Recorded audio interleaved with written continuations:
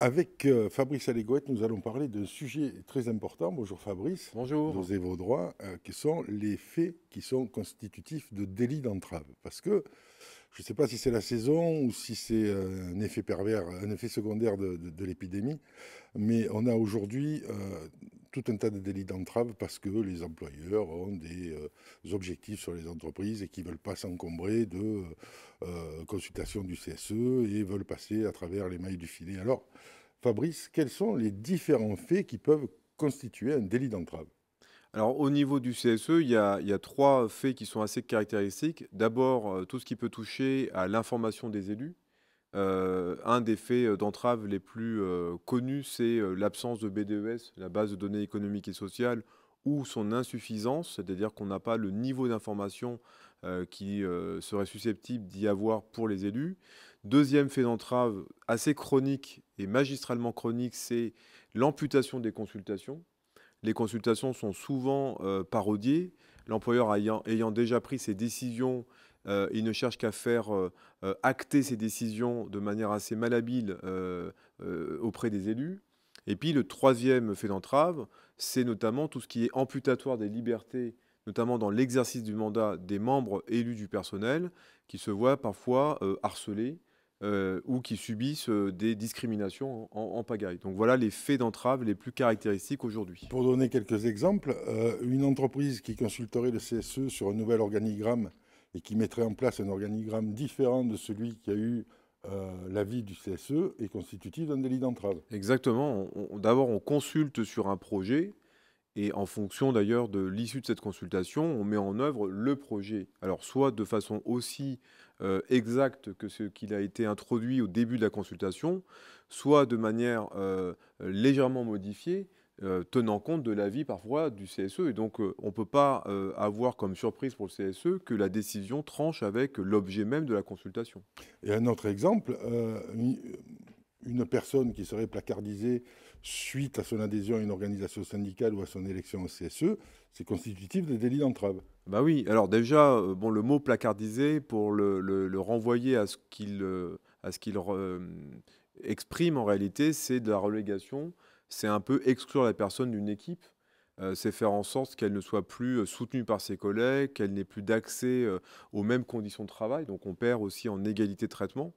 Et donc, évidemment, si c'est pour écarter un élu du personnel parce qu'il est un petit peu trop entreprenant et qu'il gêne finalement parfois les comportements délictuels de l'employeur, on est très clairement face à des faits d'entrave. C'est ce que je disais tout à l'heure, quand on parlait de discrimination, c'est une manière de discriminer les élus. Par exemple, de le mettre dans un poste où ce qu'elle fait n'a plus rien à voir avec la définition de son poste auparavant. Ah oui, on peut reléguer les personnes d'abord soit en leur soustrayant des tâches à plus haute valeur ajoutée, et donc on les rend un peu plus subalternes qu'ils ne l'étaient, soit en leur donnant clairement des tâches dévalorisantes, là on va avoir des problèmes de valeur, de conflit de valeur, soit en les harcelant, prétextant qu'ils ne vont pas assez vite, prétextant que le client se plaint, prétextant qu'on est un boulet pour l'équipe.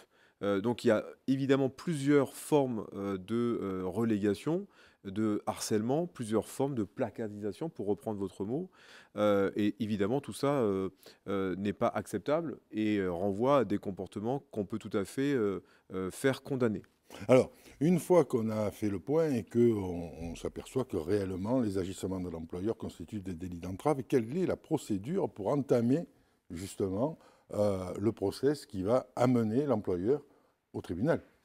Alors, il y a deux types de procédures. Bon, les faits d'entrave qui touchent ce qu'on appelle la personne morale du comité de soins économiques, c'est-à-dire qui freinent le fonctionnement régulier de l'institution, voire qui l'enrayent même. On parle de dysfonctionnement.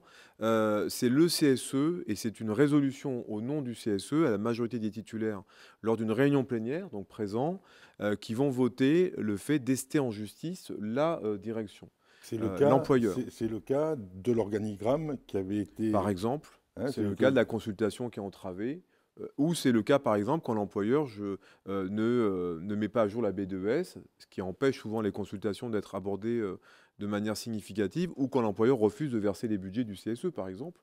Donc dès que ça touche à l'organisation, à l'institution, on parle d'entrave liée au fonctionnement régulier du CSE.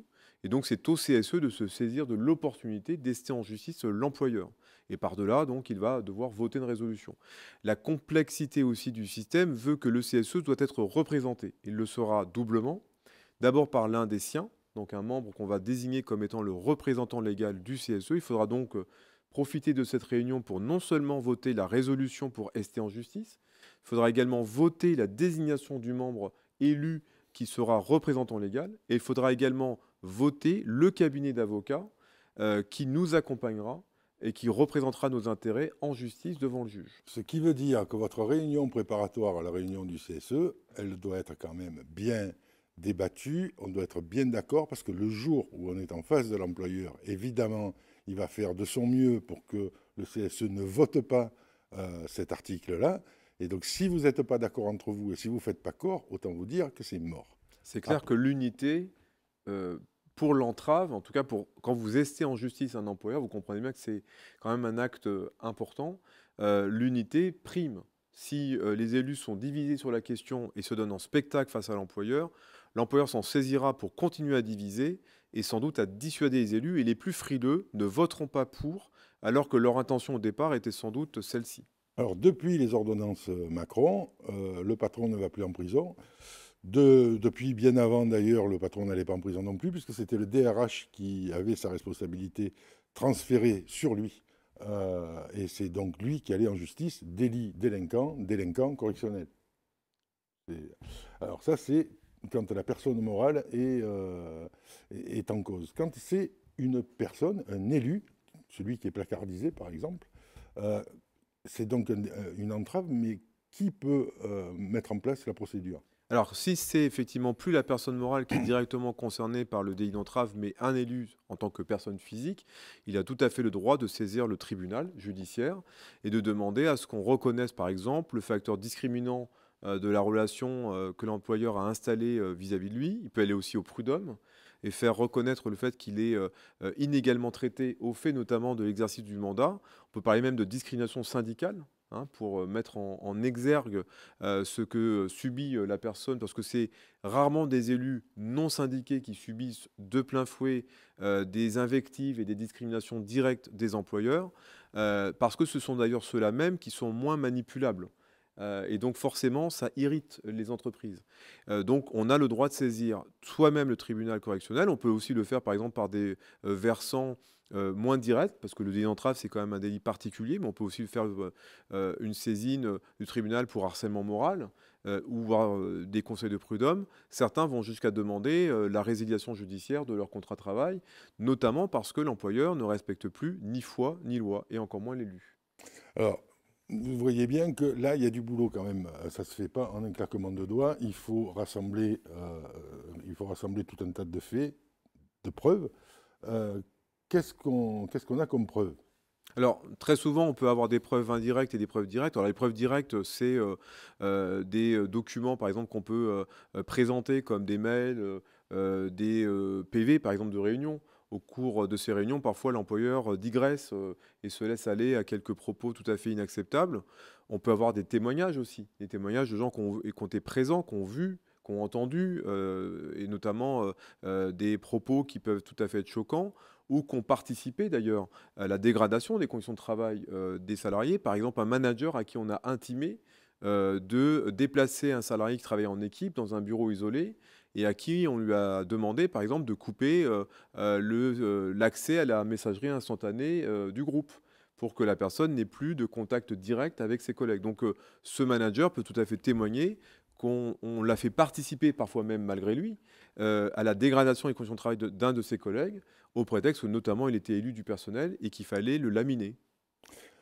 Le laminer. Le laminer. Il ne faut pas avoir peur des mots. Quand on en arrive à se battre au sein de l'entreprise contre des élus qui représentent notamment la démocratie sociale de l'entreprise, c'est qu'on est dans une approche extrêmement autocratique des rapports sociaux et dévastateur. On est dans une déclaration de guerre. On ne peut pas s'attaquer à des élus du personnel comme on ne peut pas s'attaquer à des élus du peuple, parce qu'ils sont le peuple, les élus. Et donc, c'est s'attaquer aussi au peuple. Alors, est-ce que vous, dans votre quotidien, moi je sais qu'il m'en remonte régulièrement avec WebScan, est-ce que vous, dans votre quotidien, vous envoyez beaucoup de délits d'entrave? Ah mais c'est mon quotidien, en fait, en formation et c'est, un gros avantage d'être en formation, quand on précise les règles de droit et quand on explique aux élus, ce qu'il est acceptable ou ce qu'il n'est pas acceptable de faire dans une entreprise en ce qui les concerne, ils découvrent qu'en fait, ils sont entravés depuis si longtemps.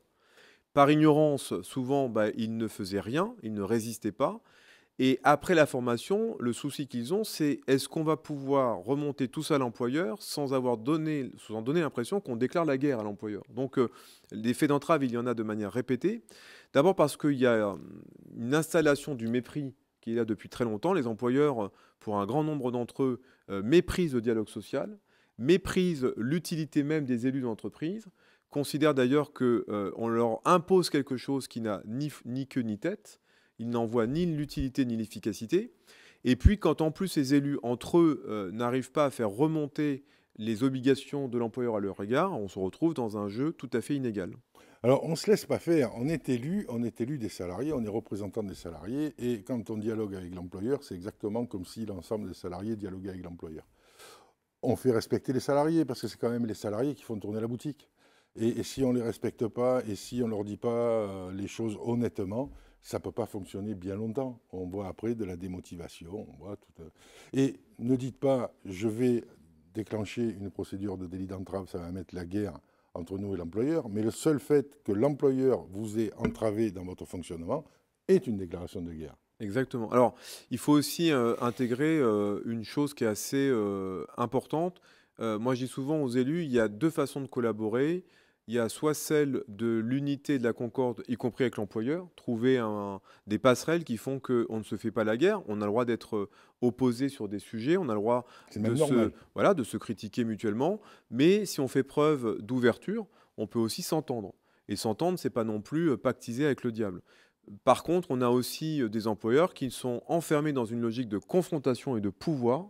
Il ne faut pas oublier que l'employeur dispose d'un pouvoir tout à fait naturel qui est celui de diriger l'entreprise. On parle de pouvoir de direction. Et parfois, il voit en la présence des élus une entrave à ce pouvoir de direction. Et donc forcément, l'employeur ressent la collaboration comme étant contrainte, forcée et donc non productive. Et il nourrit en cela une confrontation permanente avec les élus. Comment on convainc l'ensemble des élus du bien fondé d'entamer une procédure de délit d'entrave?